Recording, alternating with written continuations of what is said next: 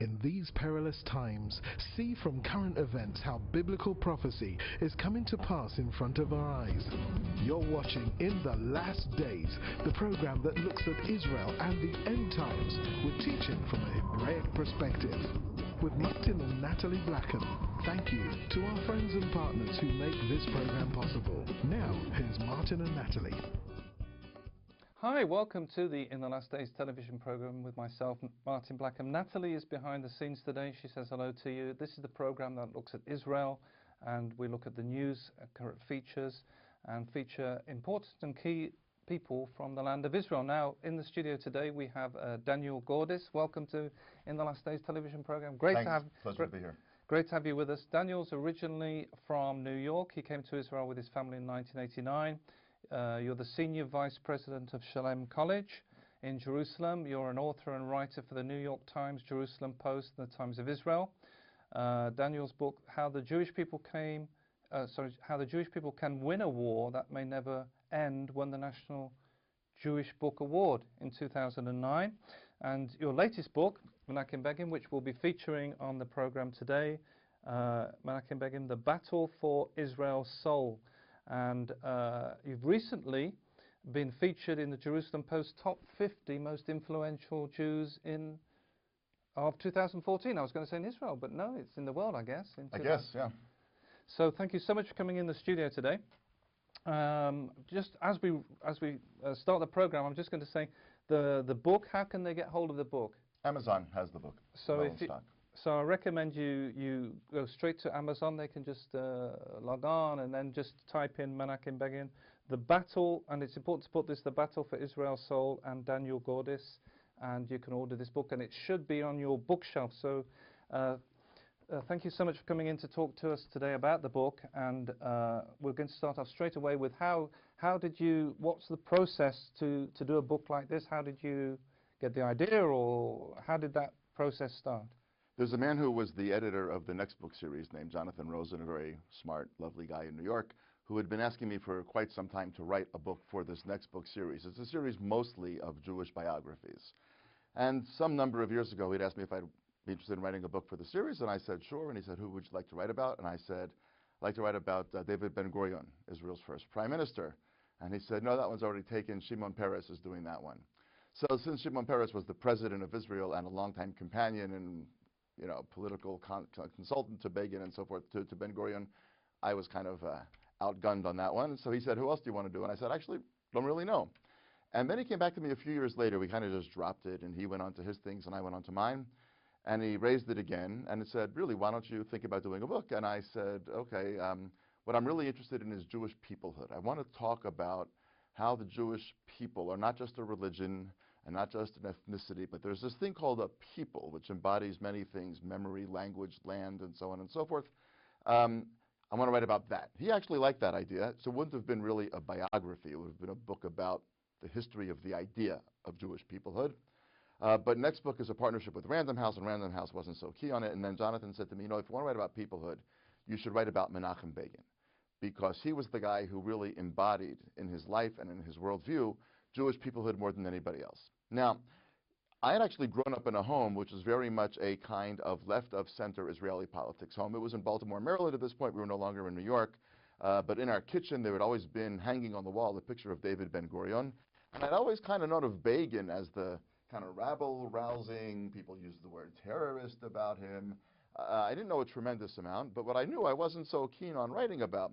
He said to me, just take a week, do some reading, and talk to whoever you want to talk to. Get back to me, and if you're interested, do a proposal. And I read, I think in that first week, 3 biographies of Begin, went to the Menachem Begin Heritage Center in Jerusalem, which is about a 15-minute walk from my house, but I'd never been there, even though I've been living there for 15 years. And really was almost overwhelmed immediately by how much I didn't know and by what an extraordinary person he was. And I immediately decided that this would be the book that I wanted to do. Now, there's been many, many books written about Begin in English and in Hebrew and a couple in other languages as well. And he himself wrote 2 books about his life. So then the question became, what's going to be different about my book? In other words, it had to be done relatively quickly because we wanted it to come out close to his centennial year. He was born in 1913, so we wanted the book to come out as close to 2013 as it could. It came out at the beginning of 2014. But I didn't have 5 years to work on this. It was going to be a relatively quick 1.5 year project. So what do you do differently? So many people have written about him. And the one point that it seemed to me that had not been really adequately explored was his Jewishness. In other words, what made him tick Jewishly? What did he believe in? What did he care about? We know what he did. We know a lot about why he did it. But in what way did his Jewish upbringing and his Jewish belief, his faith in God, his faith in the Jewish people, in what way did that lead him to do the things that he did? And that's why it's called the battle for Israel's soul, because he was the one reminding Israel all the way through that having a sovereign state isn't nearly enough. It's got to be a sovereign Jewish state with a deeply Jewish soul. The minute you lose your focus on why we're here in the first place, there's really no point. If you've just tuned in, we've got Daniel Gordis in the studio today, and we're talking about the book Menachem Begin, The Battle for Israel's Soul. It's very interesting, you know, because how we came across you was actually with the relationship between Menachem Begin and the evangelicals, the Christian community, and so I think that will be very interesting for our viewers who are watching today. I know that you'll be very interested in this, you know, because a lot of them wonder what is the relationship, and even today, you know, it has an impact even on today. Right. So maybe we can talk a little bit about that next. Is what was his relationship with the Christians, and primarily the ones in the state of Israel? He had a very warm relationship with Christianity in general and with the Christian embassy in Jerusalem, which opened up during his tenure as prime minister. And some people would find that actually a little bit surprising, because he was, if you were going to plot a spectrum of how religious prime ministers are, he wasn't what you would call today orthodox, but he was very traditional. In other words, he didn't follow every single letter of the law, but he was somewhere in the middle of the spectrum and more towards the traditional side of the spectrum, whereas many of Israel's other prime ministers have been entirely secular, if not a little bit hostile to the Jewish tradition. Begin was a lover of the Jewish tradition and deeply learned both in Bible and in rabbinic literature, and yet he had the warmest relationship with the Christian people in general and with Christians in Jerusalem in particular. And so you might ask, why was that? Well, first of all, I think that he was a person of tremendous political realism, and he came to understand that Israel was going to be, for as long as the eye could see, very much a country all by itself, alone in a sea of people eminently hostile to its existence. And he saw in Christians, both in Israel and worldwide, friends of Israel. Obviously, not every single Christian supports the state of Israel, but many, many, many do. And he was keenly aware that this was a very important relationship, in part politically, but it goes much deeper than that. Much more important was that he was really a man of faith. Menachem Begin was a lover of the Bible, was a deep believer in God, and in many respects, when he saw evangelical Christians coming to Jerusalem building their embassy, he saw colleagues not only politically, but colleagues in the service of God, colleagues of people who believed in the importance of the word of the Bible, who believed in the importance of the Jewish people, because obviously Jews and Christians have very early roots together. So therefore, it really wasn't really a political decision. It was fundamentally an extension of his theological view. If he were to have met you, he would have said, here is a person after my own heart, believes in the importance of the land of Israel, understands the close relationship that Jews and Christians had very early on and how Christianity emerged from the earliest stages of Judaism, a believer in God's role in history, a believer in the Bible as a conveyor of God's word. All of those things, he would have seen in you a perfect partner. And so therefore, he saw in the Christian community here really natural allies and people who spoke to his heart very deeply and was very moved by them. And in the book, it's very interesting. You talk about his reaction when the State of Israel was actually born or during the War of Independence and the declaration of the State of Israel. He was actually upset, not because of the declaration of the State of Israel, but because it wasn't the biblical land that he'd envisioned and that he'd been working towards, and that he saw from the Bible.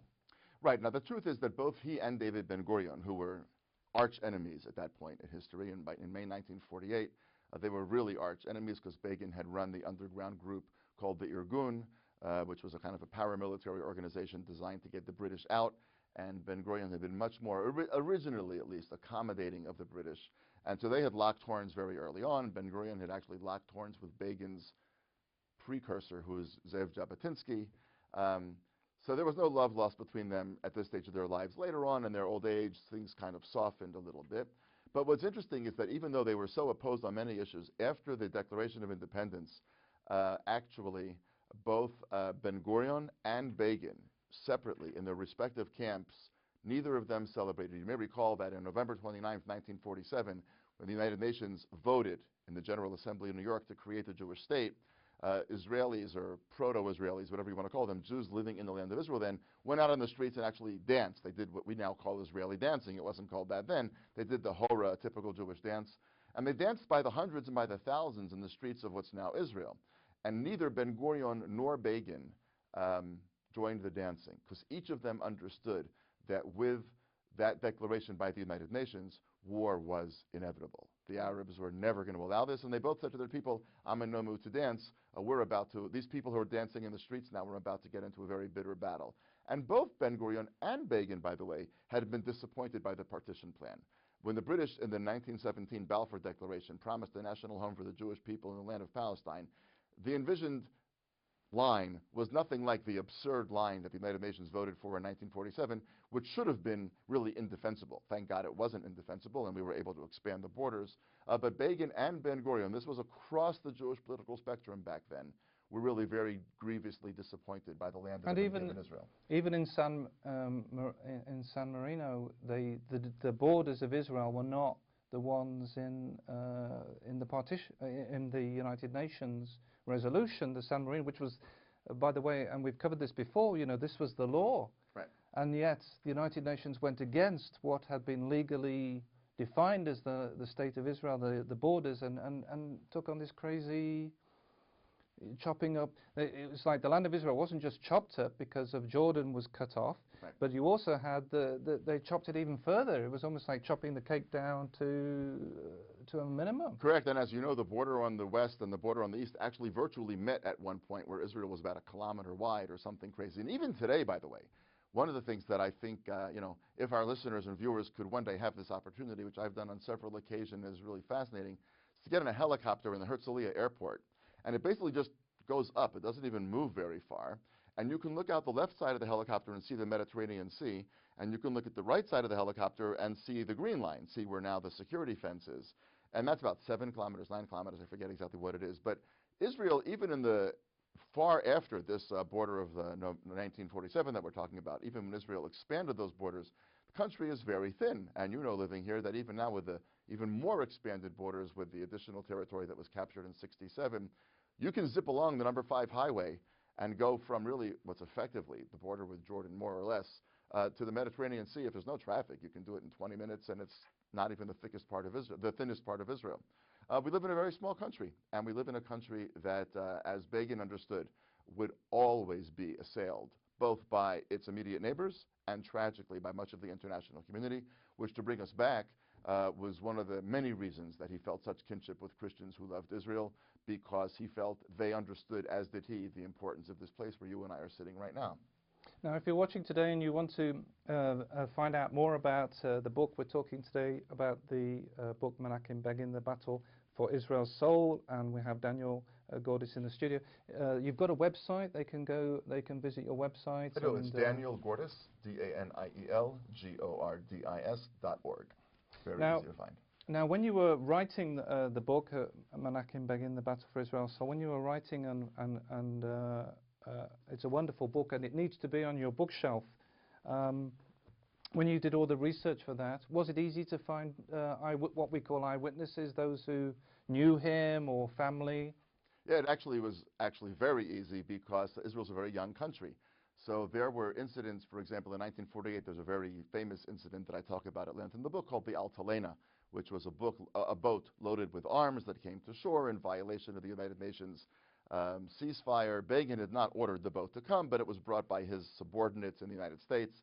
Very long and complicated story. The boat was eventually fired upon by Israel's own forces, fired upon a boat bringing arms to Israel's shores, which just shows you how complicated and internally conflictual things were. The boat exploded. Not that many people died, but most people, it was relatively close to shore. People just jumped off the boat and swam to shore.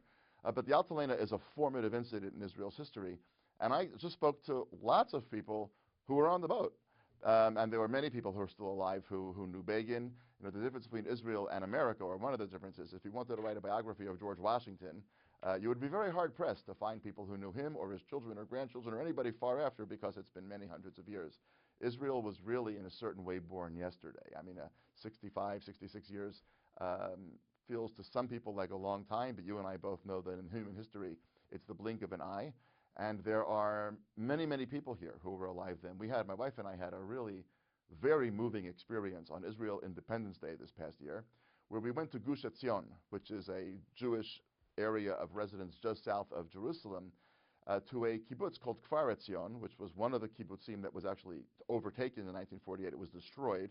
Those people moved away, and when the land was recaptured in 1967, the children or grandchildren actually moved back and rebuilt the kibbutz. There was another kibbutz from that area that was destroyed in 1948 when the Arabs overran it.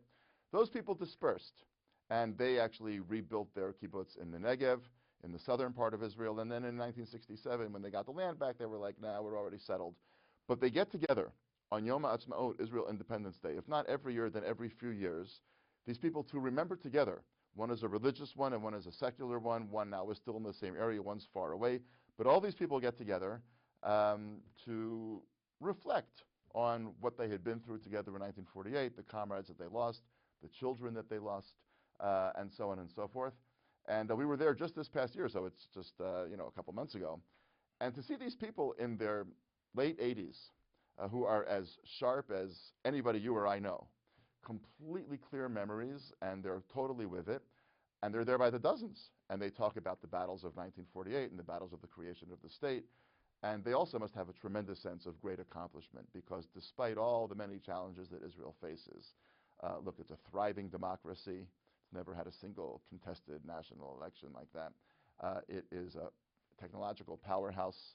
It is, unfortunately, needs to be, but it is a military power of no small matter. These people who, back in 1948, literally were defending Israel with pistols and the occasional rifle, and their settlements were overrun by Arabs from Jordan and other places, who now, just 65, 66 years later, see themselves and their children and their grandchildren, and in some cases their great-grandchildren, as part of such a thriving country, must really have a tremendous sense of satisfaction. But the answer to your question is, yeah, there are thousands of people left from those formative early years of the state. So when you're working on a book like this, you just need the internet and a telephone, and you can get to them. It's not that hard. And are there members of his family still alive? Yes. Well, he's got 2 daughters and a son. One of the daughters and the son are both married, and they have children. So he's got several generations here. The Begin family is very private, and they have a pretty hard and fast rule that they don't work with biographers. They actually didn't even work that much with the Begin Center. They say he was our father and the Jewish people's public figure. So I've been in touch with Benny Begin, who is the son, but he was pretty hands-off on the biography. Absolutely his right. But he's got a family, and they're here very proud of him. Now, one of the interesting things that I discovered reading the book is that he really stopped civil war in Israel. We were talking a bit about the ship, the Altalena, which was blown up in the Mediterranean. It could have very easily led to an internal civil war in Israel, even before the nation got off the ground, and even maybe afterwards there was repercussions of that incident and what happened. But he stopped that, and he's not really known for this. That he's tried to get the two sides together. Right. His famous phrase in Hebrew was "Milchemet Achim le'olam lo," which means civil war, never. And as you correctly point out, this boat, the Altalena, which was actually brought to Israel's shores after the establishment of the state, several months after the establishment, could have led to really an internal civil war, because we have to recall that prior to the creation of the state, there were many different military groups trying to get the British out. The main 3 were the Haganah, which eventually became the backbone of the IDF. That was Ben Gurion's mainstream movement. But Menachem Begin had a group called the Irgun, which was a kind of much more right-wing revisionist, but it had a policy of not attacking civilians. And then there was another group, which was headed by Yitzhak Shamir, who also became prime minister later on, which was called the Lehi, and Lochamei Cherut Israel, the fighters for the freedom of Israel. They were much more radical, and they actually attacked civilians, and they attacked people in other countries, which Begin refused to do. Now then, David Ben Gurion, who's the first prime minister, has to take all these different groups and make one army out of them. Unlike the Palestinians today, which have Hamas and Hezbollah and Fatah and all different other sorts of groups, the Jewish people understood very early on in 1948, either if we're going to be a real country, then there's just one fighting force. And basically, Ben-Gurion tried to bring them all together. But what it meant was that guys in the Haganah who had pursued guys in the Irgun were now the commanders of those people. There was tremendous internal tension inside the army, and the Al-Talena was basically the explosion of that.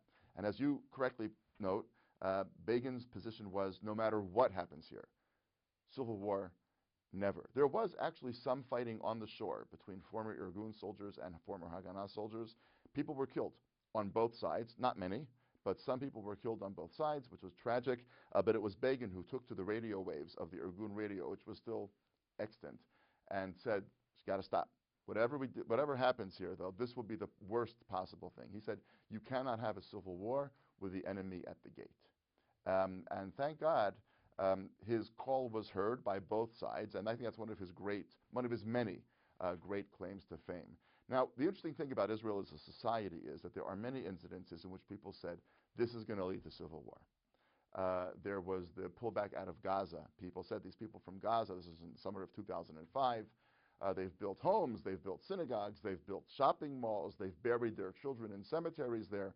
All of a sudden, Ariel Sharon, who's then the prime minister, says, no, you got to get up, we're pulling out, and so on and so forth. Why would they possibly go peacefully? And I think in one of the greatest days of Israel's history, ever, soldiers walked into those towns armed with water bottles. And they gave them bottles of water because it was very hot in the Mideast sun. People wept. Some of them torched their homes. They didn't want other people moving into their homes. But there wasn't a gun used. There wasn't a bullet fired. Many tears were shed. But if there was going to be civil war, it was going to be after the Al-Talena. And if there was going to be civil war, it would have been in the summer of 2005. Thank God we have never gotten to that. Israel, as you well know, because you live here and study this country so closely and carefully, has many internal points of friction. But I think that Israelis can be very proud of the fact that we've just simply never raised arms on each other. Look at what's happening in Syria. Look what's happened in Egypt. Look what's happening in Iraq right now. For all of its divisiveness, Jewish and Israeli society has been very cohesive because we understand, as did Begin, as do many Christians throughout the world, you have to keep your eye on the long ball. And the long ball is a thriving, secure Jewish state in this area, and we have to make sure that at least internally we never turn our guns on each other because we unfortunately have to defend ourselves against the outside. And it's kind of been moved to the Knesset now. If there is a place where there's civil war or there's some... Or uncivil war, yes. It's right. the Knesset. It's more... which is the right place. This is the democracy. Yeah. The democracy. And you know, these ideas need to be discussed, but they've been moved to... rather than being fought on the beach or in Gaza, they are now being fought in the Knesset, and which is in no small shape to Menachem Begin and his work for reconciliation during that very difficult period.